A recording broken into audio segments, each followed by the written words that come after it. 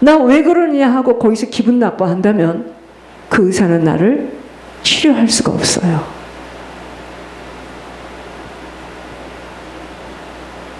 나올 건 나와야 되겠죠. 기다리고 있네요. 저도 나올 건 나와야지. 여러분, 주님 앞에서는 우리들의 인생 전체가 다 밝히 드러나 있기에 아버지는 우리 인격을 존중히 여겨주시면서 기다려주시고 양심의 호소도 하시고 각 사람들에게 인내함으로 돌이키기를 원하십니다. 여러분, 우리가 마음밭에 악을 심게 되면 죄를 거두어 들이게 됩니다. 그 결과 거짓의 열매를 먹을 수밖에 없어 하나님 버리고 자기를 살려야 하는 자기 우상에 빠져 자기 길을 고집하게 되는 것입니다. 이것이 곧 패망의 길이에요. 이렇게 되면 하나님 무서워할 수 없게 되어 자신이 하나님을 속이고 자기 마음대로 하나님을 주물럭거릴 수 있다라고까지 착각하는 것입니다. 그러나 우리들의 행동과 말과 생각은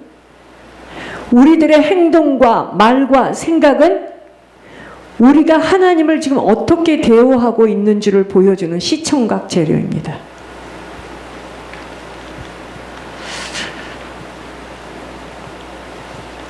말은요, 내 속에 담겨진 대로 쏟아지게 되어 있고 내 말대로 행동은 따라주도록 되어 있습니다. 허튼 말이라도 쏟아낸 말대로 환경은 펼쳐지도록 되어 있기에 말들 조심해야 합니다. 주님을 가볍게 여길 수도 있고 무겁게 여길 수도 있는 것이 모든 것 말에서부터 나오는 것들이기 때문입니다. 말로 주님을 존중할 수도 있고 멸시할 수도 있는 것입니다. 우리의 삶 속에서 주님을 맨 꼴찌에다 둘 수도 있고 주님을 1등 자리에다가 내 인생의 1등 자리에다 주님을 둘 수도 있습니다. 하나님에 대한 나의 대우에 따라서 나는 육체의 정욕대로 살 수도 있고 성령의 내 몸을 쳐서 복종케 하여 성령의 인도함 따라 살 수도 있는 것이 됩니다. 세상 사람들이 나를 멸시하고 흉보아도 하나님 앞에서 하나님이 나를 버리시지 않아요. 여러분, 어떠한 내가 잘못을 저질러 왔던, 내가 사람을 죽이고 왔든 내가 간첩짓을 하고 왔든 어떤 죄를 지었어도 하나님은 절대로 나를 버리시지 않아요. 우리는 이 한 가지 사실을 꼭 붙들어야 됩니다. 그래서 세상 사람들이 나를 뭐라 이야기를 하여도 나는 하나님 앞에서 하나님이 나를 포기하지 않고 버리시지 않도록 하나님의 마음을 아프게 하시지 않도록 하기 위한 나의 선택 앞에 하나님은 하늘의 보상으로 덮어주시고 닦아주신다는 것을 모르기에 그저 사람들은 좋은 것만 보이려 들고 자신을 높이려만 드는데 그런 상태는요, 하나님을 인생 속에 꼴찌에 두게 두는 문제로 그 언젠가는 본인의 선택에 따라 뿌려진 것들을 거두도록 되어 있는 것입니다. 사람들은 하늘에서 짚어주시는 내용들을 자고 있는 사자로 하나님을 생각하면서 아주 우습게 여깁니다. 여러분, 사자가 잠을 자고 있으면은 뭐 지금 어쩔 건데 자고 있으니까. 죄를 가리려 울분을 터뜨리면서 연극이 아닌 연극을 기묘하게 해대면서 마치 하나님은 아무런 말도 하지 않는 것 같고 아무런 일도 하지 않는 것 같아 계속 바보 취급을 하면서 우리가 내가 이 정도 까분다고 어떻게 되겠나 하고 자고 있는 사자의 콧구멍을 쑤셔보듯 합니다. 우리가 하나님을. 그러나 만약 하나님이 자신의 존재를 드러낼 때 온 천하는 주님의 존재에 대하여 부들부들 떨게 되는 것입니다.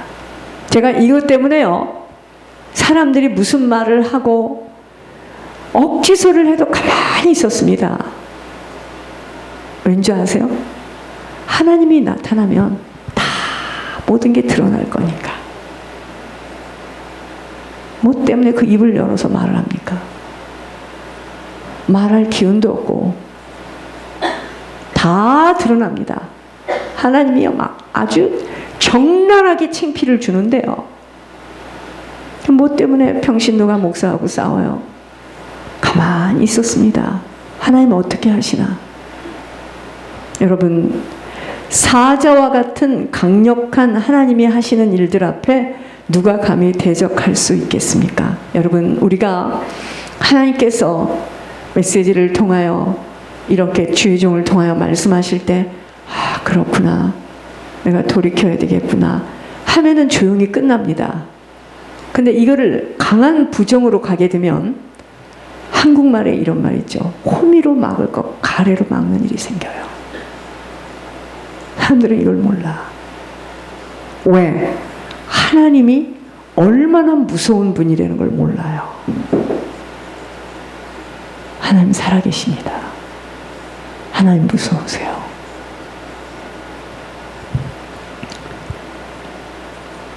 찬송가에 이런 찬송가가 있어요. 이방이 떠들고 나라들이 모여서 진동하나 우리 주 하나님 목소리 한 번 바라시면 천하의 모든 것 망하겠네. 이런 찬양이 있잖아요. 그런 일이 일어나기 전에 지금 바르게 돌이키고 바르게 심어야 합니다. 하나님이 하시는 말씀 앞에 토달아서는 안 돼요. 짚어주실 때 지금 나를 치유하시려는 아버지의 의도임을 알아서 돌이켜야 함과 바르게 심어야 하는 것입니다. 그것이 하나님을 높이고 존중하고 두려워하는 자세입니다. 육적으로도 어린 아기는요, 불이 얼마나 무서운 줄 몰라요. 불 있죠, 불. 그래서 손에 대고 손이 대는 일을 불을 손에 대서야 울고불고 뜨거 합니다.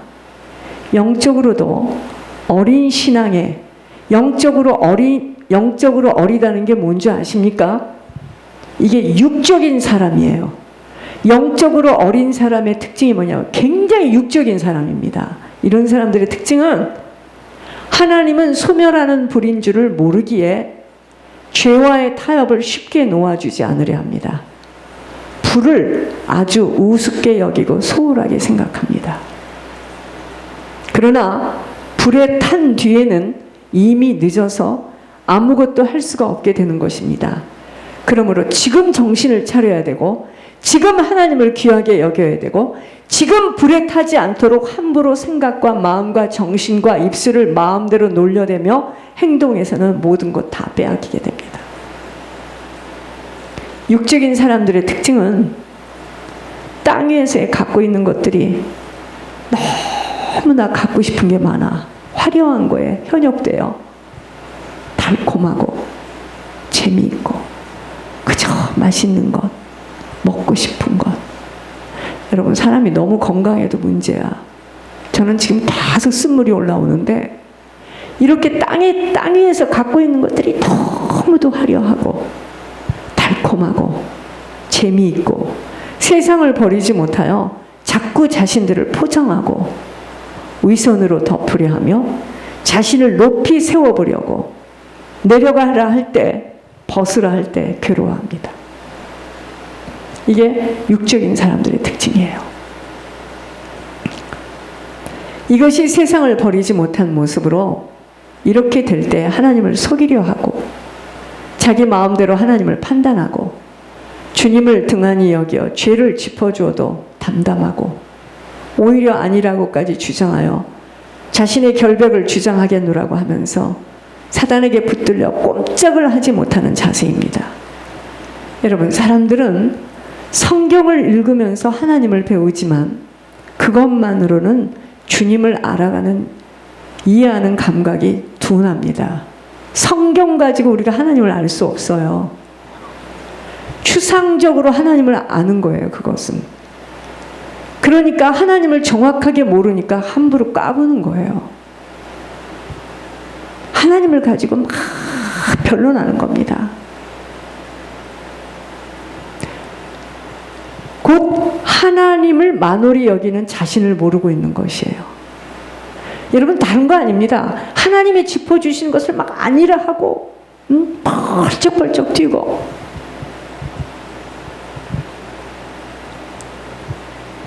제가 그 장로님도 그러셨는데 내가 그걸 이렇게 볼 때마다 이게 영적인 세계가 안 열리면 이럴 수밖에 없죠. 이거는요, 하나님을 만홀히 여기는 겁니다. 나중에 이제 깨닫게 되셨죠. 자신을 모르고 있는 거예요. 만홀히 여기는 행위가 훗날에 얼마나 무섭고 위험한지를 모르기에 무지한 태도로 담담하기까지 한 거예요. 벼랑 끝에 서 있는데도 괜찮겠지 하면서 아무런 감각이 없는 것만이 아닌, 세상은 그러려니 하지 뭐, 설마 나를 어떻게 하시겠어 하면서 안하무인으로 살아가게 되는 것입니다. 이게 하나님을 만홀히 여기는 거예요. 그러나 시련을 받고 징계를 받게 되면 철이 나기 시작해요. 근데 시련을 받고 징계를 받아본 적이 있어야지.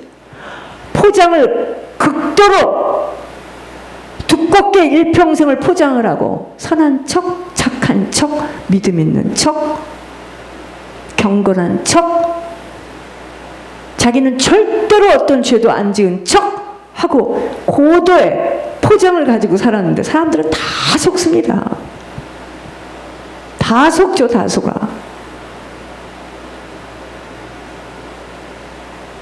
그러나 다름을 받는, 시련을 받고 징계를 받게 되면 조금씩 철이 들어요. 이것이 바로 다름을 받는 믿음의 과정을 걸어가는 것입니다. 철이 들면 하나님이 조금씩 무서워지기 시작합니다. 제가 지금 그러는 거잖아요. 하나님이 무서워요. 예물을 올렸다고 다 봐주는 것도 아니고, 그러므로 철이 들었는가 못 들었는가는 하나님을 얼마나 경외하는 줄에 따른 것입니다. 지극히 높으신 하나님 앞에 두려워서 함부로 말하거나 행동할 수 없는 것이기에 철이 나지 못하면 하나님이 어디 있어? 안 보이고 안 들리니 거짓말로 휘감기고 도둑질이 쉬워지는 거예요. 우리가 얼마나 하나님 앞에 드리는 거를 도둑질해요. 드리기 싫잖아. 하나님이 안 보았을 것이라고 생각하기 때문입니다. 그러나 다름을 받는 만큼은 하나님의 말씀, 하나님의 음성에 대하여 부들부들 떨게 되는 것입니다. 이것이 곧 영적으로 철이 든 자입니다.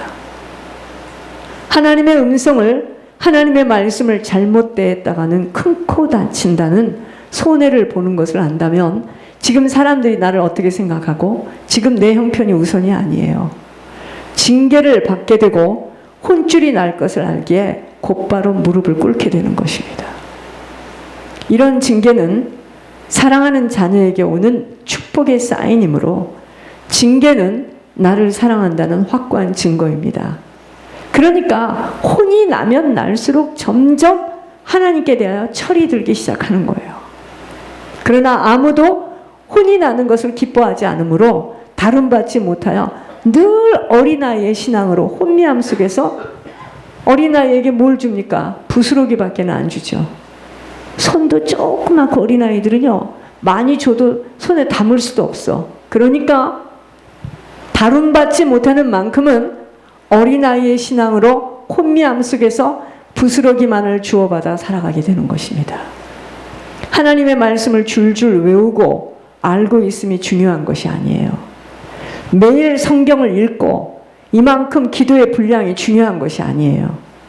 오히려 그러한 경건의 훈련은 하나님을 온전히 신뢰하기 위한 힘을 얻는 길이 되어져야 합니다.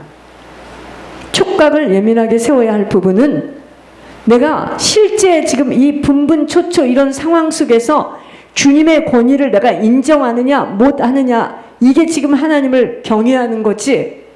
근데 우리는 주님의 권위보다는 내 자존심이 먼저고요, 내 감정이 먼저고요. 와, 그냥 신경질 나니까 확 엎어버려. 이런 사람들은요, 일평생 하나님이 부으시는 건 받을 수 없습니다. 신경질이 나요? 하나님이 얼마나 무서워서, 무서운 분인 줄 몰라서 그래요. 그래서 모세를 광야에다가 부른 겁니다. 혈기를 부려요? 사람들은 하나님 앞에 서기보다는 사람의 눈치, 사람에게 인정받고자 하는 것들로 인하여 하나님의 말씀에 대한, 하나님의 음성에 대한 권위까지도 왜곡하기에 문제인 것입니다. 영들을 짚어줄 때 나오는 반응들이 나는 안 그러는데 입니다. 그게 하나님의 권위에 도전하는 자세예요. 내가 나를 안다고요? 하루에도 600번씩 둔갑을 떠는 나를 알아요? 여러분들이 입에서 무슨 말을 했는지 여러분 다 기억합니까? 그의 말씀에 순종하는 것은, 곧 그의 음성에 순종하는 것은 바로 그 권세에 내가 굴복하는 것입니다. 그러나 내가 그 말씀을, 그 음성을 들었을 때 그것을 살짝 지나쳐 버린다면 나는 지금 주님을 만홀히 여기는 것입니다. 그까짓 것쯤이야. 그것은 주님이 말씀하시는 것인데 내 마음대로 생각해버리는 순간 그 말씀의 날카로운 칼날에 내 자신이 베이고 마는 거예요. 내가 그것을 안다고 안심하거나 내가 수고하고 애썼다고 장담하면서 하나님을 소홀하게 대우하는 것은 대단히 위험한 문제의 발상이 되는 것입니다. 내가 한 말씀이라도, 내게 명령하신 한 음성이라도 목숨을 걸고 내가 지켜나간다면 나는 그의 권세를 높이는 것이에요. 이것이 우리가 씨름해야 될 부분이고 문제를 푸는 열쇠인 것입니다. 경건의 모양새가 부족해서가 아닌 하나님의 말씀에 대한 권위에 순종 복종하지 못하는 불순종으로부터 오는 모든 문제는 막혀져서 풀어지지 못하는 것입니다. 왜 강단하고 목회자와 한 방향으로 한 마음으로 걸어야 함이 중요하다고 그렇게도 강조하는 것인지를 바로 알아차려야 합니다. 목회자의 입술을 통하여 말씀하시는 하나님의 의도와 목적도 알아듣지 못하고 늘 다중인격으로 앞에서는 안 들키는 척 하나 하나님은 모든 것들을 다 듣고 계시고 보고 계시기에 하나님이 짚어주시는 것들은 보여지는 것들과 판이하게 다른 숨겨진 부분들을 들춰내 주시는 것, 그것이 그 사람의 실제인 것입니다.